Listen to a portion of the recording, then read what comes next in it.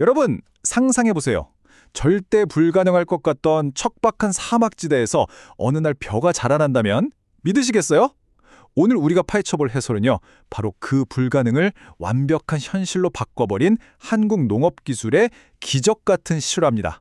자, 그럼 이 놀라운 이야기 속으로 바로 들어가 볼까요? 먼저 숫자 1600.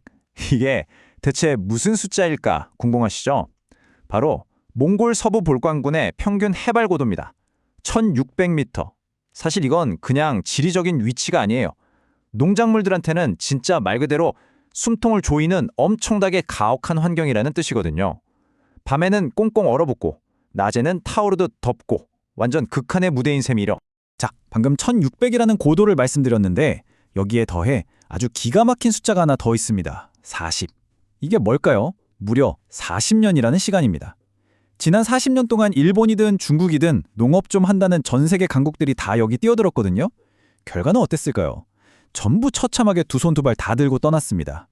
무려 40년 동안 이 자연은 단 한 번도 인간의 도전을 허락하지 않았던 겁니다. 자, 그럼 도대체 왜 그렇게 다들 실패만 했던 건지 40년 절망의 고산지대, 그 챕터로 바로 넘어가 보겠습니다. 이 볼강군이라는 곳이 농작물한테 내린 이른바 세 가지 사형 선고가 있었습니다. 첫째, 벼가 숨통 트일 틈조차 안 주는 극단적인 일교차. 둘째, 식물이 영양분을 빨아들이는 것 자체를 막아버리는 지독한 알칼리성 토양. 그리고 마지막으로 작물이 자라기엔 너무나도 무자비하게 짧은 생육기간. 이 세 가지 콤보가 워낙 강력하다 보니까 최고 수준의 기술진들도 결국 짐을 쌀 수밖에 없었던 거죠. 그래서 현지 농민들 입에서는 늘 이런 말이 맴돌았습니다. 여긴 저주받은 땅이다. 와, 이 말이 얼마나 뼈아픈가요? 매번 실패만 반복되다 보니까 환경이 척박한 걸 넘어서 사람들의 마음마저 완전히 메말라버린 거예요. 여기선 영원히 아무것도 못 자랄 거라면서 깊은 절망감과 패배주의에 빠져 있었던 거죠.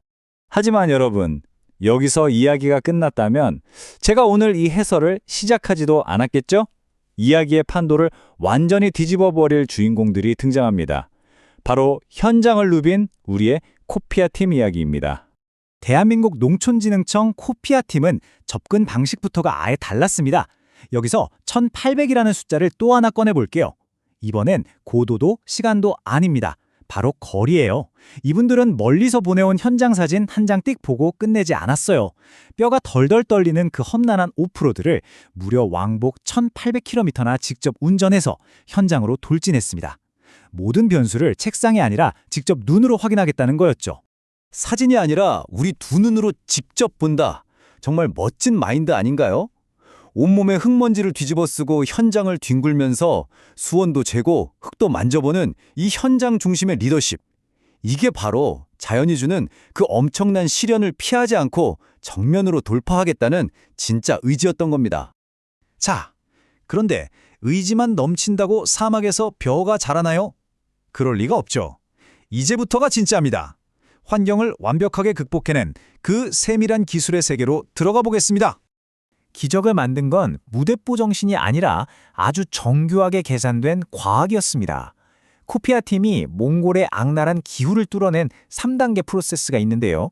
첫째, 추위에 엄청 강한 진부월벼 씨앗 도입. 둘째, 산성비료 처방으로 토양 중화. 셋째, 비닐하우스에서 40일 동안 튼튼한 모종 키워내기. 자연이랑 막무가내로 싸운 게 아니라 그 척박한 환경에 작물을 절묘하게 맞춰내는 섬세한 조율을 거친 거예요. 여기서 첫 번째 비밀 무기, 진부울벼를 좀 자세히 볼까요? 이건 한국 강원도의 그 매서운 고랭지에서도 아주 끄떡없이 자라나는 걸로 검증된 특수 품종이거든요. 아까 몽골의 극단적인 일교차가 사형 선고나 다름없다고 말씀드렸잖아요. 이 진부울벼가 바로 그 가혹한 온도 차이를 완벽하게 막아주는 아주 든든한 방패 역할을 해준 겁니다. 정말 탁월한 선택이었죠. 두 번째는 흙 자체를 바꾸는 작업이었습니다. 식물들을 굶어 죽게 만들던 그 독한 강 알칼리성 황무지가 어떻게 변했을까요? 과학의 힘을 빌려서 산성 비료랑 계량제를 팍팍 처방하니까 영양분을 꽉 막고 있던 그 단단한 화학적 벽이 스르륵 무너진 겁니다. 완전 척박했던 흙이 작물이 뿌리 내리기 딱 좋은 아주 부드러운 흙침대로 탈바꿈을 한 거죠. 자, 여기서 제가 아까 언급했던 숫자 40이 다시 한번 등장합니다. 처음에 말씀드린 40은 절망의 40년이었잖아요. 근데 이번 40은 완전히 다릅니다. 이 40은 벼와 거친 야생으로 나가기 전에 비닐하우스 안에서 미리 모종을 애지중지 키워낸 41을 뜻하거든요. 몽골의 짧은 생육기간을 극복하려고 가장 취약한 시기를 하우스에서 보호하면서 완벽한 생존 플랜을 가동한 겁니다.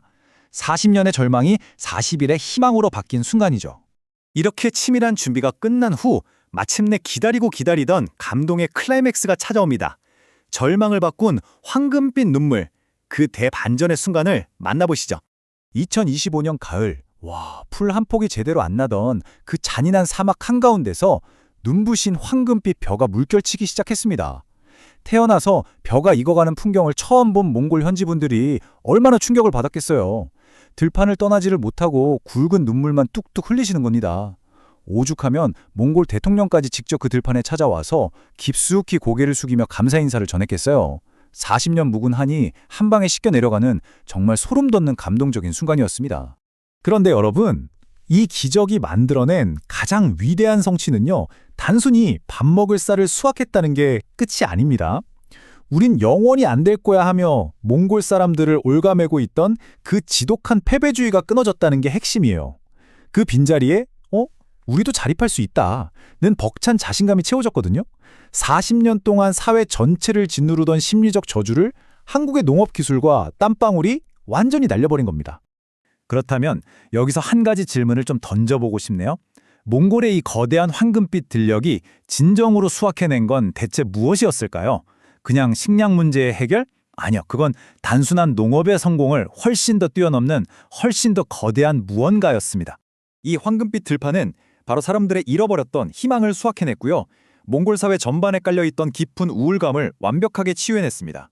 게다가 온몸에 먼지를 뒤집어쓰며 헌신한 현장 중심의 리더십이 얼마나 세상을 바꿀 수 있는지 전 세계에 똑똑히 증명해 보인 거죠. 오로지 공익을 위해 흘린 땀방울이 사막 한가운데서 거대한 희망의 씨앗으로 활짝 피어난 겁니다. 절망의 모래바람마저 뚫어내고 기적을 싹 틔운 이 엄청난 인내심과 한국의 농업 기술. 자, 그렇다면 이 힘은 다음엔 또 세계 어느 메마른 곳을 촉촉하게 적시게 될까요? 벌써부터 이들이 만들어낼 다음 기적이 너무나 기대되지 않으시나요? 오늘 제가 준비한 이 해설이 여러분 가슴속에도 작은 희망 하나를 남겼기를 바라면서 오늘 이야기 여기서 마치겠습니다. 끝까지 함께해 주셔서 정말 감사합니다.